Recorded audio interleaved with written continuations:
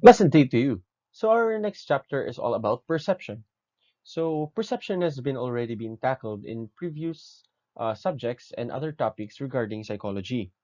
But in order to understand perception, we would look upon different concepts that emanates and is connected to it. Okay, so here are some of the questions that we will explore in this chapter. So for example, how can we perceive an object like a chair as having a stable form given that the image of the chair in our retina changes as we look at it from different directions. Next, what are the two fundamental approaches to explaining perceptions? Then, what happens when people with normal visual sensations cannot perceive a visual stimuli? In order to have a concrete example, I would like to show you this picture. Okay,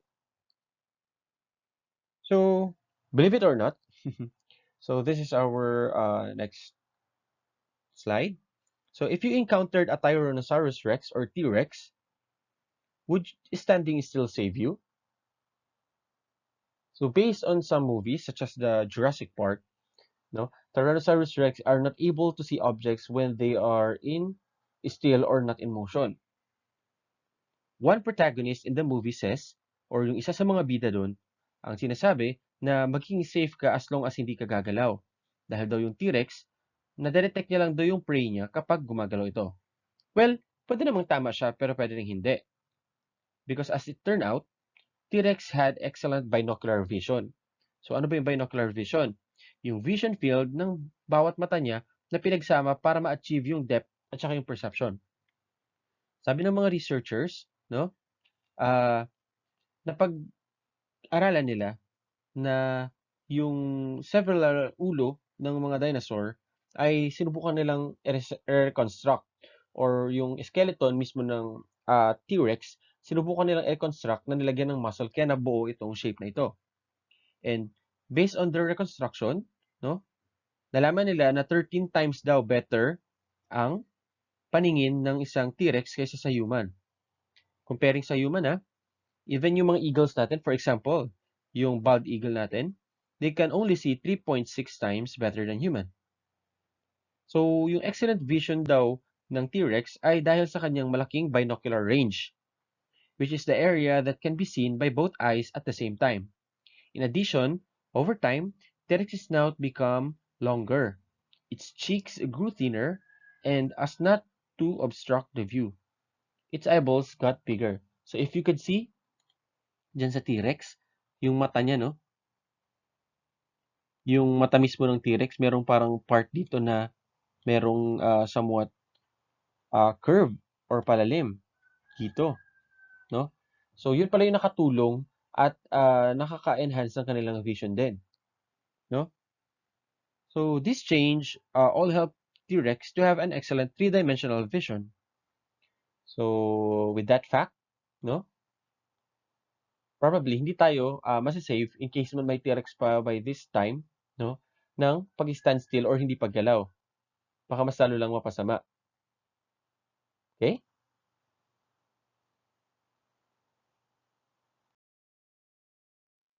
Okay.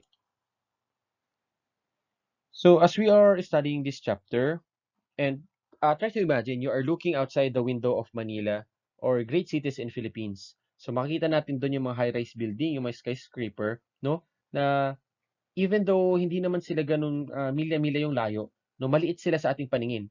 Or kapag tinitignan natin yung building sa cellphones natin or laptop natin, maliliit sila sa ating computer screen or sa laptop. Yet, we know that they are actually much bigger than our screen. They only appear to be small. So bakit kaya? No? This is one of the example of complex process of perception. Okay. So perception is itself is a set of process by which we recognize, organize, and make sense of sensations we receive from environmental stimuli. Okay.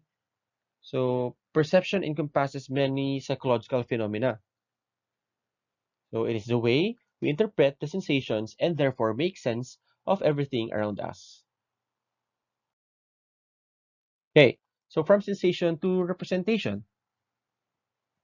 Okay. Sensation itself is the stimulation of sensory receptors and the transmission of sensory information to the central nervous system. Actually, may specific stimuli external na mag-stimulate sa ating sensory receptors. Tapos with that stimulation, no, itatransmit niya yon papunta sa ating CNS, which is the spinal cord and brain, then we will feel the sensation. We do not perceive the world exactly as our eyes see it, but rather our brain tries to make sense of the many stimuli that enter our eye and fall on our retina. So, sinusubukang i-interpret ng ating brain yung mga nakikita natin. Perception does not consist of just seeing what is being projected onto your retina. So, the process is much more complex. Let's proceed.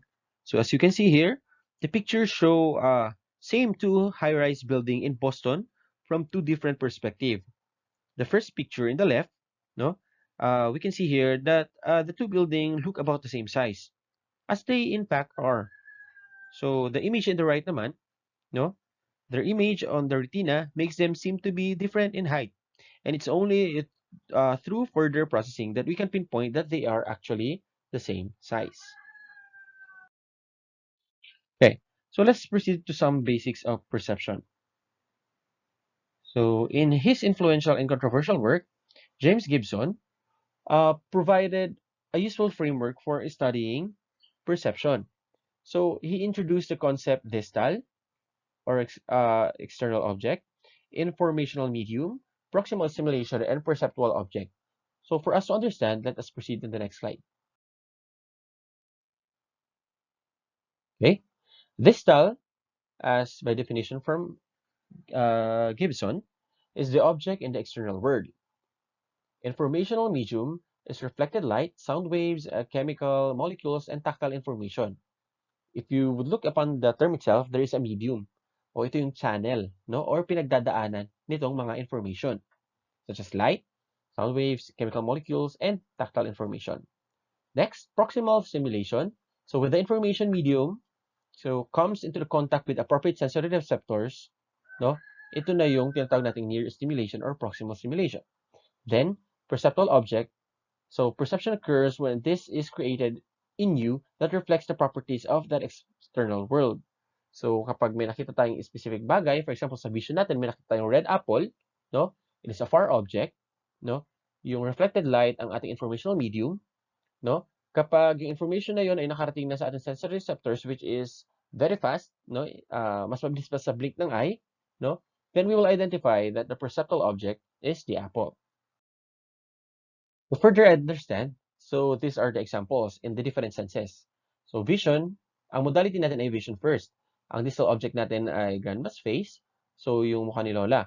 So nagre-reflect yung liwanag sa mukha ni Lola. So it is visible electromagnetic waves. So the proximal stimulation is this. This is what is happening inside your head or body. So photon absorption in the rod and cone cells of the retina, then the receptor surface in the back of the eye.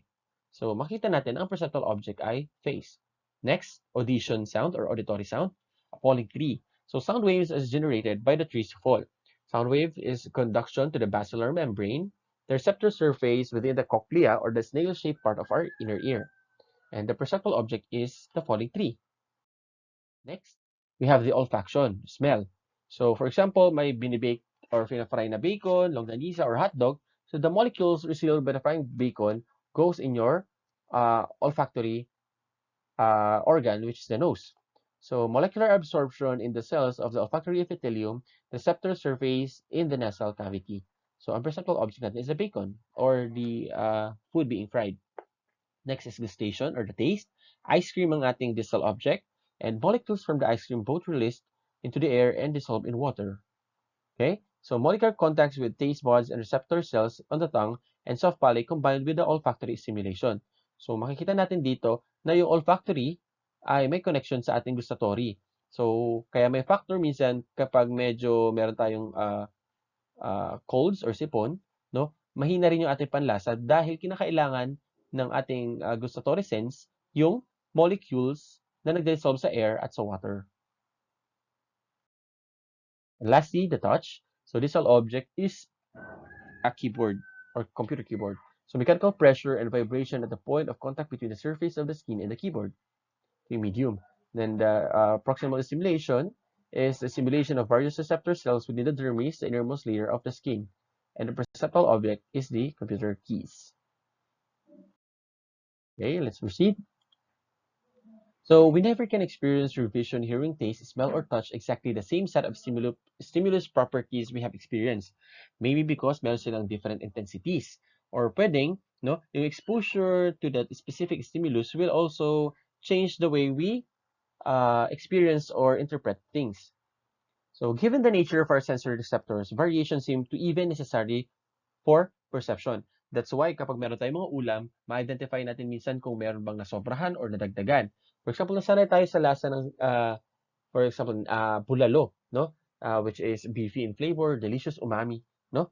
But when we add some of the bits, such as the corn, no, there would be an additional sweet taste, which we can readily identify because of its variation, no, to the regular bulalo na walang mais na nakasanayan natin, for example. The event of sensory adaptation, receptor cells adapt to constant stimulation by ceasing to fire until there is a change in stimulation. For example, meron tayong tinatawag na constant stimulation. Nakahawa ka sa isang mainit na tasa ng kape. Siyempre alam natin mainit and matitrigger yung pain receptors natin. Pero through constant stimulation, no, pipinpoint natin yung specific point of time wherein nakatanggal na yung kamay mo dun sa coffee na mainit, no? Then that will uh, come in handy yung ating reflex, no, in order to protect our body from damage. So dito papasok yung EPSP at IPSP, if you could remember in biopsychology, yung inhibitory at excitatory receptors. And lastly, sensory adaptation. So there would be a diminished sensitivity to a stimulus as a consequence of constant exposure to that stimulus. So this usually happens in cooks and chefs that is preparing our food, or even our parents. Have you know someone na hindi agad-agad nakakakain after makaluto dahil nabusog na daw sila sa amoy pa lang? So it's called sensory adaptation. Nagkaroon sila ng diminished sensitivity sa stimulus. It can also be called desensitization.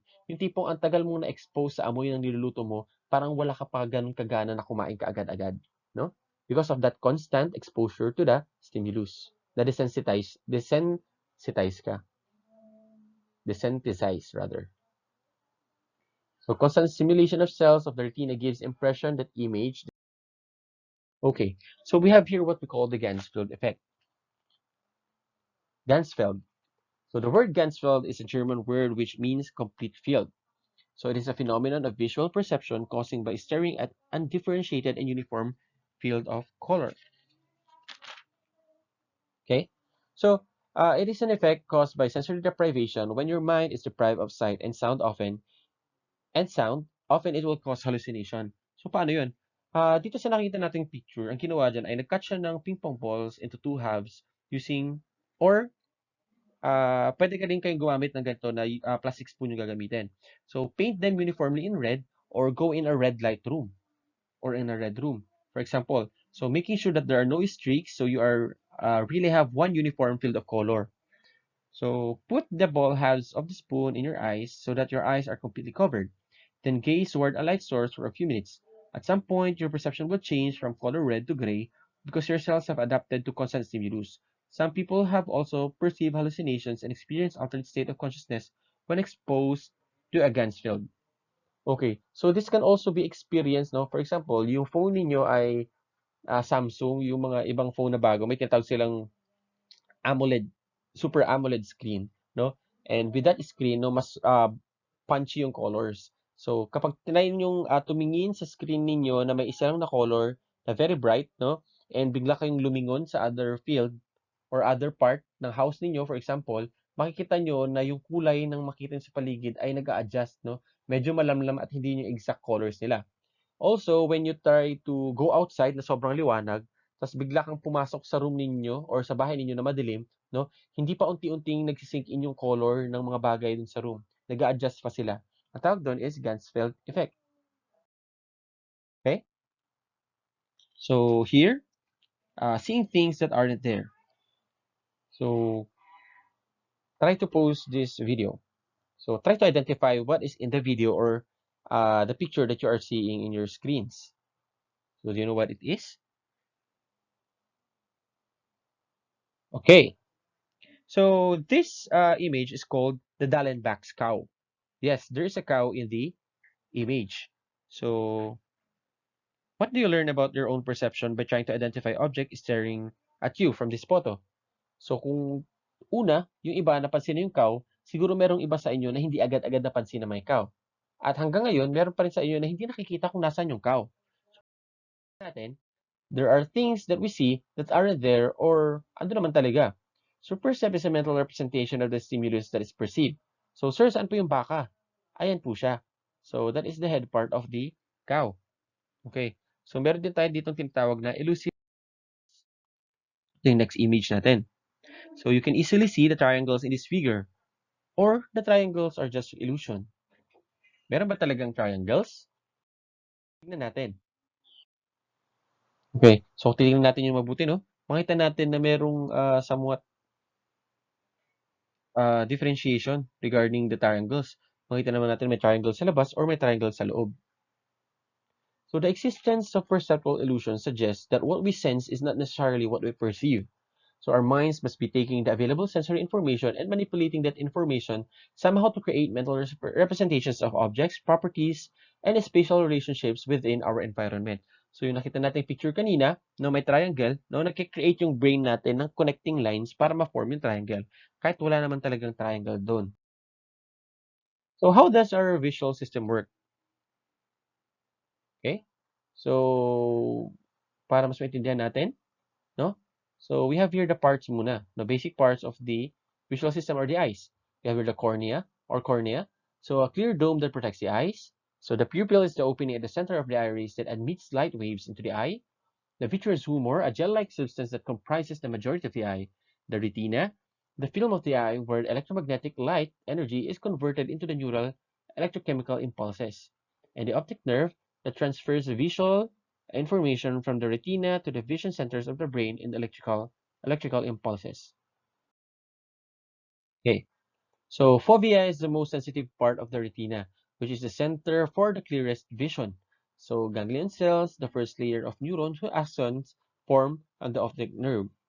Next is the amacrine cells and the horizontal cells that make sideway connection at the level near ganglion cells. So makikita nyo naman yan dito sa image. And last, we have the bipolar cells that are neurons that conduct neural impulses from the rods and cones to ganglion cells. If you remember, the rods and cones, the photoreceptors, no, the daylight vision and the night. So these are the two photoreceptors. So photoreceptors are found in the third layer of retina, which converts light energy into electrochemical energy that is transmitted by neurons to the brain. These are the cells that responds to light. Kapag pinag-usapan natin yung cones, which you can see in the picture, this is for the daytime vision and are responsible for the color vision. However, the rods, no, this is for the nighttime vision and contain the visual purple or the chemical rhodopsin. So cones is for daylight or daytime vision, color vision. Rods is for nighttime vision or the monotone vision, the black and white, that contains the visual purple or. So we also have what we call the blind spot. It is the area of the retina where axons from ganglion cells meet to form octave nerve. It is the area with the receptors that responds to light. An image that falls on the region will not be seen. So this is an example of testing your blind spot. So if you would try to cover your one eyes and try to go near a specific spot, for example, the circle, no, there is a specific point wherein you cannot see the where you cannot see the other image or the cross. So visual acuity, so it is the sharpness of the vision that is connected with the shape of the eye. So, we are common with these following terms, the nearsightedness and farsightedness. Okay, so normal vision occurs though when light is focused directly on the retina rather than in front or behind it. But when you are nearsighted, no, I think some of you are nearsighted, some of you uses glass, and some of you are farsighted and also uses glass. Now, visual image is focused in front of the retina in nearsightedness. So, mas malinaw yung image kapag mas malapit. And farsightedness, mas malinaw daw kapag mas malayo. Also, you are familiar with astigmatism or astigmatic eye. Para sa atin natin, ano ba yung astigmatism? Ano ba yung astigmatic eye? Kapag normal eye, no, nafo-focus yung normal vision sa one point of light in the specific focal points. For example, sa fovea or yung point ng acuity. However, kapag meron kayong astigmatism or astigmatic ang inyong cornea, no, nadidistribute yung light sa different focal points. Kaya ang nangyari, nagkakaroon kayo ng astigmatic vision or nagpapatong-patong minsan yung letters. No? Natayo na bang na-experience yun? May binabasa kayo parang nagpapatong-patong yung letters kapag sobrang layo or sobrang lapit. After image, it is the lingering visual impression made by stimulus that has been removed. It occurs when perception of visual stimulus does not disappear immediately upon removal of the stimulus. So it is believed to be caused by continued activation of visual system. So meron tayong tinatawag na dalawang type ng after image. First is the positive after image, wherein the color resembles the original color. However, the negative after image, the color is the complementary or opposite of the original. So, mas madali itong maintindihan kapag titignan natin yung PowerPoint na isa-send ko sa inyo, which is this mismo, itong presentation. No? Pero i-flash ko pa rin dito yung mga image. So, by looking at this image, you can look at this image for 1 minute. Then after that, look at the next slide wherein makikita natin na lilitaw yung after image, the word na after image. So, itry nyo na lang ito sa PowerPoint. No? Next, we have here the ducks, flying ducks. No? Titigan natin yan for 1 minute. You can pause the video if you want. Ayan. After a minute has paused, no, we can proceed to the next slide. Then you will see the after image of these flying ducks. Ayan. Makikita nyo? Kahit very, ano lang siya, 1 second or less than 1 second, makikita nyo na may iwan. May maiiwan na image, which is an. Then look at this image of Mona Lisa. So you can look at the image for another 1 minute. Then you can pause the video 1 minute. Then after 1 minute, you can play it again. Then you can see an after image, which is an inverse of the picture that you have seen before, no? Which is the true colors of Mona Lisa. And last, look at this image. Look at the 4 dots in the middle. You can again pause it for 30 seconds to 1 minute. Okay na? 1 minute has passed. Then proceed here. Then tingnan. Okay. So nakita natin yung image na represent. So pathways to perceive the what and where. So a pathway though is in general is a path that the visual information takes from its entering the human perceptual system to the eyes to its being completely processed. Ito yung pinagdadaanan na pagkakasunod-sunod kapag may pinaprocess na image yung eyes ninyo. Nangyayari to in milliseconds. So it works on visual perception that has identified separate neural pathways in the cerebral cortex for processing different aspects of same stimuli. So, titingnan natin dito, no? Yung work daw sa visual perception na nag-identify ng separate neural pathways. So, there are 2 pathways because of the information from the primary visual cortex in the occipital lobe, which is forwarded through 2 fasciculi or fiber bundles. First is the where pathways. Itong where pathways are responsible for processing location and motion information. Para mas mabigyan natin examples, if nasubukan nyo ng tumawid ng daanan, siguro nasubukan nyo naman na, no? Itong where pathways natin ang mag-identify or mag-estimate ng specific location ng kotse at saka yung motion niya. Kung kapag tumawid ba kayo, no? Makakatawid kayo na hindi tinatamaan ng kotse or makakatawid kayo pero matatamaan kayo ng kotse. So ito yung makaka-identify itong where pathways. Ito yung magtatansya kung tama ba yung timing ng pagtawid ninyo sa bilis ng kotse at kung nasaan yung kotse.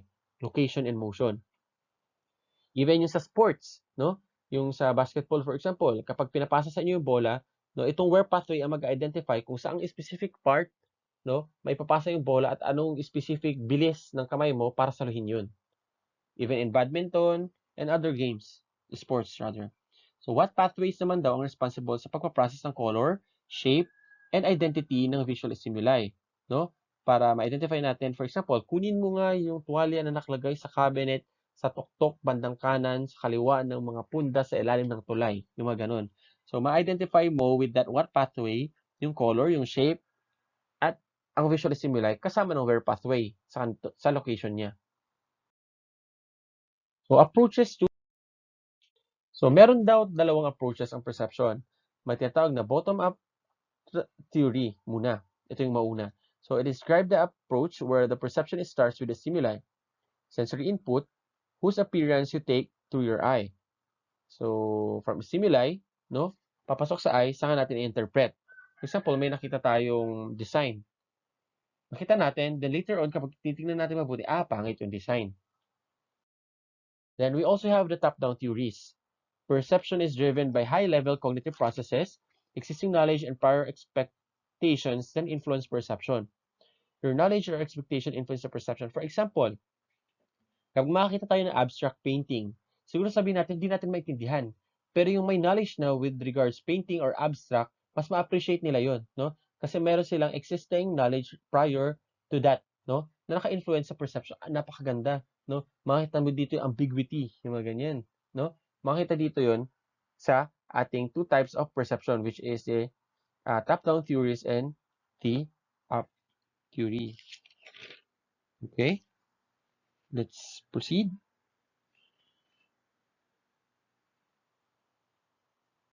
Or top-down pala. Top-down theory at saka bottom-up theories. Okay. So, bottom-up theories, direct perception. The information in the sensory receptors, including the sensory context, is all we need to perceive anything. Example here. How would you read that? The cat. Tama. It is the sometimes called ecological perception. We do not need higher cognitive process or anything else to mediate between our sensory experience and our perception. For example, the reading itself, no, kapag nagbabasa kayo, hindi kailangan ng higher cognitive process, no? Pinabasa niyo yung letters on how it should be read. For example, itong words na nakikita niyo, we do not need higher cognitive processes. So, binabasa niyo yung mga sentences na yan, no? Hindi kailangan ng higher cognitive processes, no? Ayan. So, paano niyo ba yan nakikita? Usually, ang una niyo sabihin, it's number 13. But when it's placed with other pictures like here, the 13 would probably be more of B. A, B, C, 12, 13, 14. So, pwedeng mag-change yung perception nyo regarding that. So, according to Gibson, we use texture gradients now as cues for depth and distance. So, the cues help us perceive directly the relative proximity or distance of objects and parts of objects. So, with regards to texture, kapag makikita natin na mas sharp yung image, ma-identify natin na mas malapit siya or mas malayo. Kapag medyo softer yung image, like this picture, no, hindi natin halos maintindihan yung mukha nila, hindi mo na makita kung saan dyan banda yung mata, no? Makita natin dyan yung texture gradient. It's either sharp or also with this picture, makita natin dito yung mga water lily pads, no? Sa mas malapit, madedefine pa natin dito yung part na may water at part na walang water, yung part na may flower. Pero habang palayo ng palayo, hindi na natin ma-identify kung may water pa ba sa ibabaw ng lily pads dun sa malalayo or may flower ba dun. Because of the texture grade. Also here, in this field of apples or berries, I think, or plums rather. Okay, so makita natin dito yung details, no? Though may more on focus sa gitna, pero makita natin texture dito sa mas malapit. Wherein kapag mas malayo, mas softer na yung image, hindi na natin ma-identify. Dito sa harap, pwede pa natin bilangin isa-isa eh. Pero pag lumalayo, hindi na. So template theories. So this template theory suggests that we have stored in our mind myriad sets of templates. So what are templates? Templates are highly detailed models for patterns we potentially might recognize. So in order to recognize an object, we compare it to images of the similar object that we have stored in the memory. For example, nakita ko na to dati. Pusa to. So kung may nakita ka, pusa yan. So may comparison. By comparing to a variety of stored candidates, we identify the objects by one that is most closely resembled. Next is feature matching theories. According to these theories, we attempt to match features of pattern to features stored in memory, rather than to match a whole pattern to a template or a prototype. We decompose visual patterns into a set of critical features, which we then try to match against features stored in a memory. For example, may nakita tayong lens, no? Lens yan. Camera yan. Pag titingnan natin yung isang specific part, ma-identify na natin halos yung buo, no? Camera ito. Tingnan natin may keypad. Para yan sa computer. Computer set yan. No? Dinedecompose natin yung visual pattern. Next, we have here what we call the pandemonium models. So, are you familiar with the pandemonium? So, narinig ko lang tong term na to sa sa mga games or related sa religious, no? religious scripture siguro. Sa anime, siguro narinig ko na yan, pandemonium. So, pandemonium itself refers to a very noisy, chaotic place and hell. So, metaphorical demons with specific duties receive the analyze the features of stimulus. Four kinds of demons, according to Oliver Selfridge, said that there are image demons, feature demons, cognitive demons, and decision demons. So, ito daw yung sa sensation natin, sa pandemonium model. So, andun yung image, no? Pero nasa pinakalikod, yung magdedesisyon kung ano ba talaga yung image na nakikita natin. Let's proceed para mas maintindihan natin. So, image demons record the image and pass it, no? So, feature demons analyze the image for a specific feature. So, ito yung nasa diagonal line, straight line, and curve. So, next, the decision demons pick up the loudest features. I see an R. So, it's a letter R. So, yan. Ganyan yun. Next, recognition by components theory. So, explain that our ability to perceive 3D objects with the help of simple geometric shapes called geons or geometrical ions. So, recognize objects by observing the edges of them and then decomposing the objects into geons. For example, we can have here the handle of the cup. Then that handle is also a handle for a suitcase or a briefcase. Another example is the doorknob. It can be doorknob to many different types of doors. So these are the three-dimensional images, no, that we can perceive and create somewhat connecting imagery regarding it. For example, cylinder. Itong curved edge, straight axis, and constant. Cylinder yan. It can be canned goods, no? Itong cube, no? Straight edge, straight axis, constant. Rubik's cube to, pwede. Or itong cone, no? It could be a party hat. Okay? Kung dito sa left side, nakita niyo yung geons, no? And yung mga geons ay parts ng isang three-dimensional image or figures dito sa kanan, which are the objects. So, kung makikita niyo dito, yung first geon part, ay makikita niyo rin sa other parts ng objects dito. Depende sa kanilang number. So, tignan niyo na lang, i-analyze nyo na lang. No? Okay? Let's proceed. Ayan. So, regarding the top-down theories naman, so may tinatawag tayong constructive perception.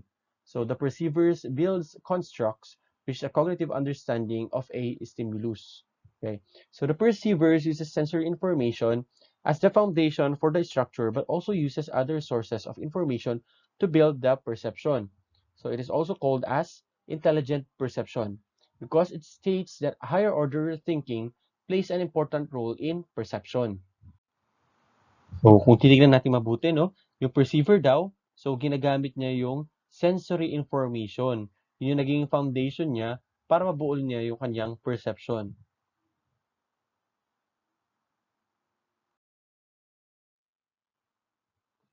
Proceed.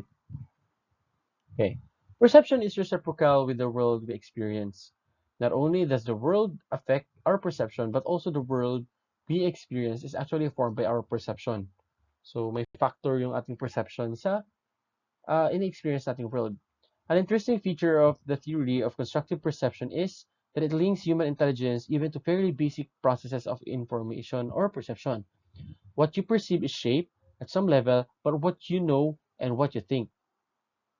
For example, if you look upon the politician itself, a politician itself is something that we voted, no, in our republic, democratic country, no. Depende kung paano natin sila ipe-perceive, kung paano natin titignan yung mga ginagawa nila. Maaring meron tayong politician na gusto natin, sila yung nanalo, and kapag may ginawa sila para sa atin, ay natutuwa tayo. Pero for example, hindi tayo gusto ng politician, tapos sila yung nanalo, kapag may ginagawa sila sa atin, no, meron tayong mga pagdududa at saka meron tayong other perceptions sa ginagawa nila. Hindi natin sila tinitake na as it is kung paano talaga nila ginagawa nila yung trabaho nila.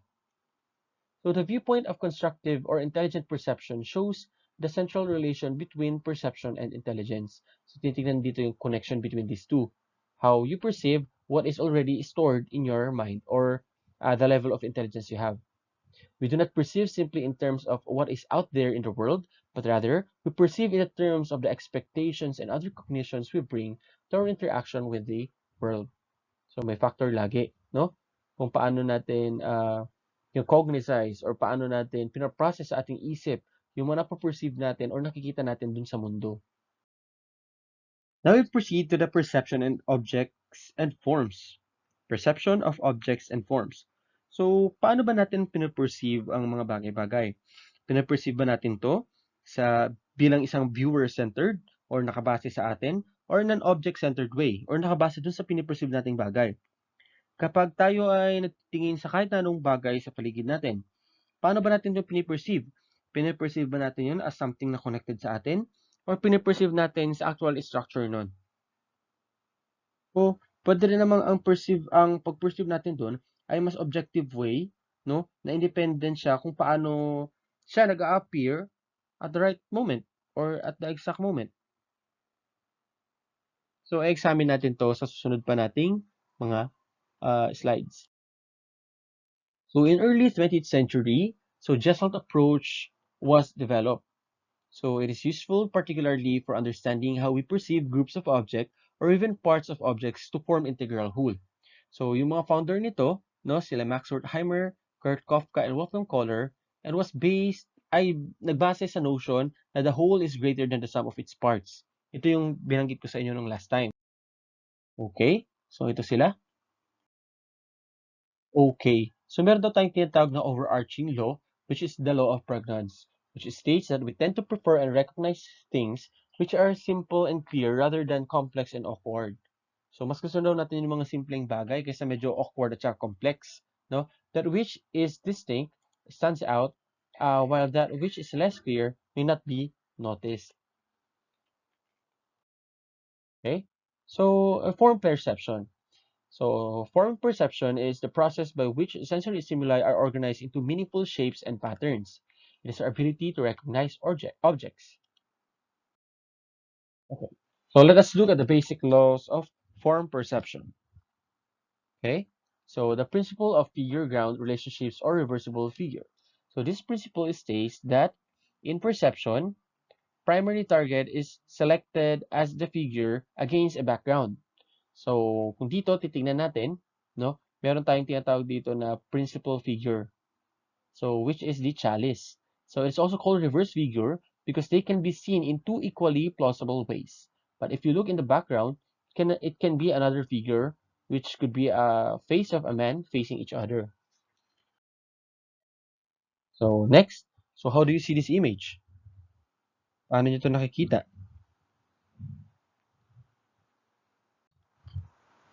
Some may say that they see a face of a woman, and some may say it is a man that is using his instrument, no, playing a musical instrument. Nakita nyo ba yung dalawang image na yun?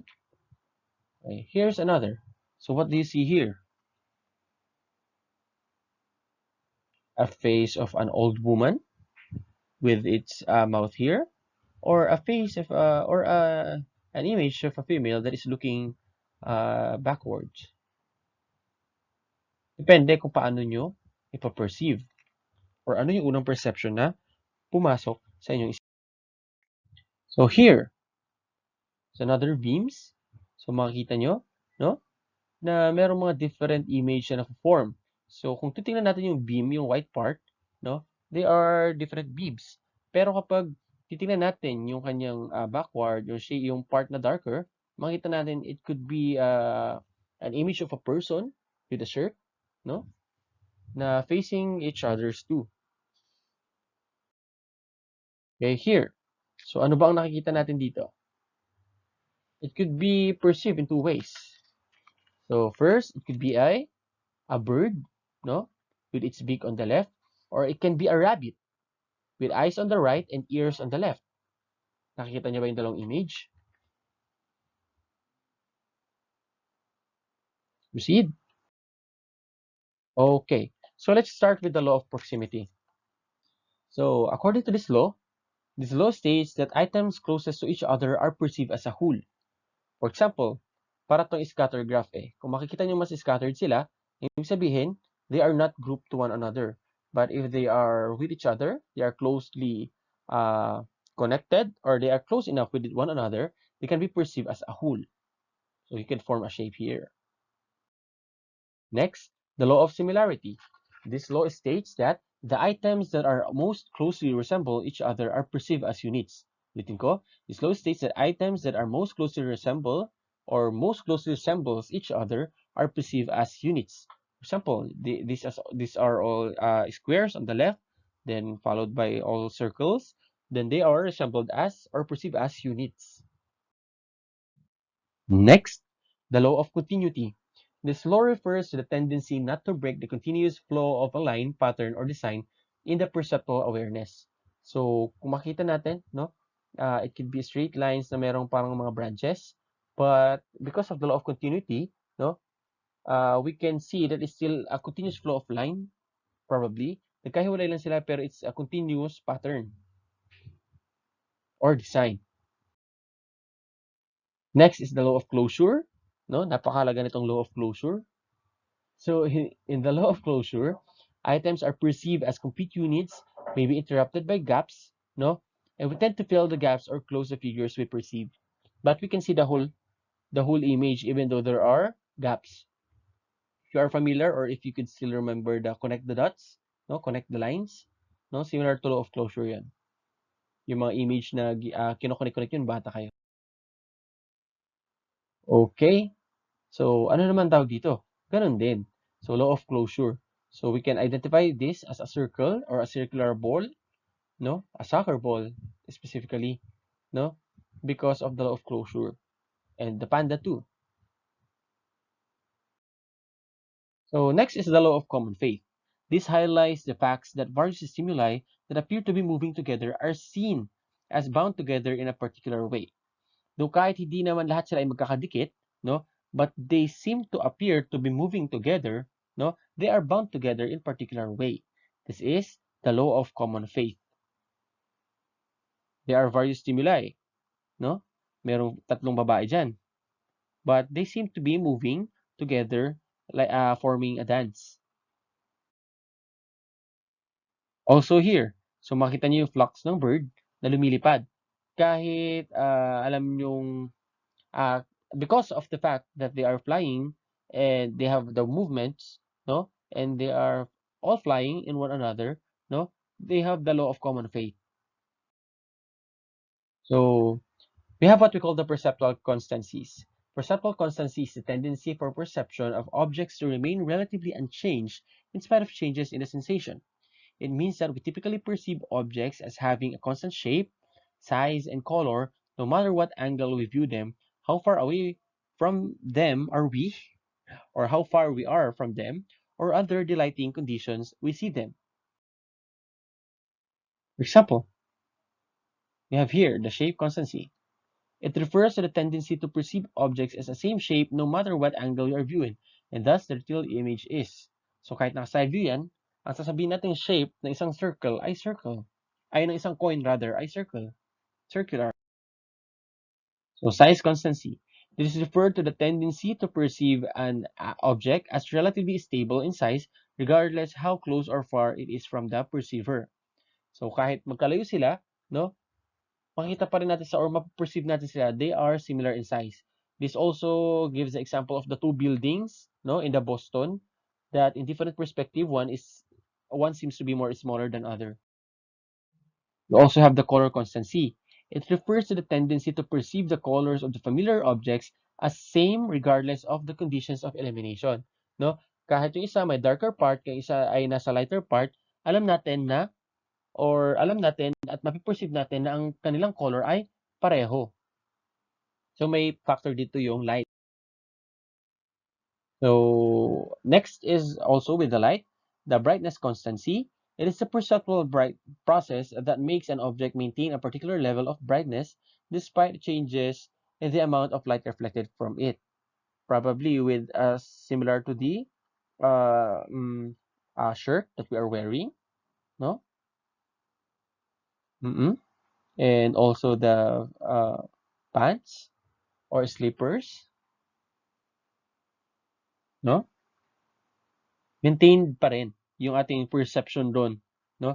Despite the particular level of brightness. Depth perception. So when we are talking about depth, it is the distance from a surface. So depth perception is the way to judge the distance of objects and the ability to see things in three-dimensional way. We can perceive depth by using a variety of visual cues, such as binocular cues and monocular cues. If you could remember or go back to the example of T-Rex, no? Na napakataas daw ng kanilang binocular cues. So let's proceed muna. Binocular cues, as I have said. So because their eyes are spaced about 7 centimeter or about 3 inches apart, the left and right retinas receive slightly different images. Slightly different images. This difference in the left and right images is called binocular disparity. So the brain integrates these two images into single three-dimensional image, allowing us to perceive depth and distance. So binocular convergence is the other important rather cue that enables us to determine how near or far things are away from us. It refers to the amount of rotation your eyes have to do to focus on an object. So ulitin natin. So binocular disparity, no, difference and left and right images, no? So kapag ini-integrate sila, nagko-converge sila para ma-form three-dimensional images, ang tawag doon ay nagkakaroon ng tinatawag na binocular convergence. So another important cue that enable us to determine how near or far the object is away from us. It refers to the amount of rotation your eyes have to do to focus on an object. So how about monocular cues from the prefix itself? No? That mono means one. These are cues to depth perception that require input from only one eye. They are used by all of us, but are especially useful for people who are blind in one eye and consequently cannot be binocular cues. Also, with the technology, there are specific instruments or tools or equipments that only requires monocular cues, such as telescope, hmm, or could be microscope, yung mga ginagamit ng pirates noong unang panahon, no? And so on and so forth. So, meron tayong dalawang terms dito. First is the accommodation. So, accommodation is the change in the thickness of a lens that enables you to focus images of objects on the retina. So, ito ay process na ginagawa ng eyes natin. So, next is the pictorial cues. This term means that there are cues by the artist to give impression of a depth in their drawings and painting. Mainly, ang ginagamit nila para magkaroon ng depth ay shadow. If you are familiar with drawing, sketching, or creating portraits, no, gumagamit kayo ng mga charcoal pens or pencil, no, usually ginagamit nila itong pictorial cues na this specific part has a little bit depth to it because of the shadow that we have placed on. Okay, so interposition is another term that says that if one object is partly covered by another, the front object is perceived as being nearer. Next example is here, the Pyramid of Egypt. So makita natin, since we tend to see that this specific pyramid in front of us is clearer than the pyramids at the back, so it depicts that this specific pyramid in front of us is nearer. Next is relative size. This refers to the perception that larger objects are closer and smaller objects are farther away. So makita natin, no? Na with this specific example, makikita natin na may mga specific objects na mas malaki kapag mas malapit. And yung smaller objects ay mas malayo. There's also what we call shading. So it provides depth by suggesting that an object has a third dimension. As I said a while ago, no, yung shadows itself depicts that the image that we can see here has a third dimension. Okay. Next is texture gradients. So this cue influences depth perception because an object texture is coarser when you are near it and finer when you are far from it. So mas makita natin yung definition ng details. Or it is coarser when it's nearer and it's a little bit finer kapag mas malayo. Next is the areal size. This refers to the fact that objects that are hazy are perceived to be at a distance, whereas objects that are in focus are perceived to be close. So one example here is the mountains. Another, the linear perspective, another cue. So by which parallel lines such as railroad tracks such as this appear to converge as they get farther away. para silang nagsasalubong because of the linear perspective. Okay, so what we have here are deficits in perception. When we say deficits, this is something that affects the perception in a negative way. First deficit or disorder that we would talk about is the agnosia. So agnosia can be in many different forms. It is the inability to recognize objects, faces, voices, or places. It is caused by damage of the border of the temporal and occipital lobe or restricted oxygen flow to areas of the brain. It may result from stroke, dementia, developmental disorders, or other neurological conditions. So may specific terms tayo sa specific bagay na hindi ma-recognize ng individual. So we also have here the optic ataxia. It is the impairment in the ability to use the visual system to guide movement. People with this deficit have trouble reaching for things, and this results from processing failure in the posterior parietal cortex where sensory motor information is processed. So kapag may optic ataxia, mahirap mag-estimate or magtansya ng mga bagay-bagay sa paligid. Even yung sa pag-reach ng mga bagay. May inaabot kang something na ballpen. Pakiramdam mo, malapit lang siya sa'yo, pero hindi mo siya maabot. So, meron ka palang optic ataxia. Even, mas delikado to kapag yung tumatawid ka, nag-estimate ka ng pagtawid mo, iniisip mo napakalayo pa, yun pala malapit na malapit na. Tapos, pwede rin kunyari, naglalakad ka, tinatansya mo yung sarili mo na hindi ka malaglag sa tulay na open, for example. Tapos hindi mo napapansin na nandun ka na pala sa pinaka-edge at delikado. No? So, nagkakaroon tayo ng problem dyan dahil sa damage sa brain parts. So, there are also what we call anomalies in color perception. So, color perception deficits are much common in men than women, and they are genetically linked. They can also result from lesions to the ventromedial, occipital, and temporal lobes. When we say anomalies in color perception, there could be some blindness on specific colors or color blindness, or there could be blindness on all the colors at all. So ito ay caused or brought by damage in the Okay, so what you can see here is called the Ishihara test. So sa Japan ito unang na-invent wherein ang tinetest nito ay primarily color blindness with regards red and green. So na-identify niyo ba kung ano yung mga specific colors or numbers na nasa loob ng specific color patterns? So ako noong una ko tinitingnan medyo nalilito ako eh. Pero later on, no, na-identify ko rin. So tingnan niyo. You can search this, no, Ishihara test. So ano yung mga numbers na nakita niyo diyan? Actually, nag-struggle ako dun sa pinaka-last part eh. Kasi marami ng color ang sinama nila masyado. Pero nakita ko pa rin naman kung anong number. Okay? So that sums up our discussion for perception and be prepared for our exercise. God bless.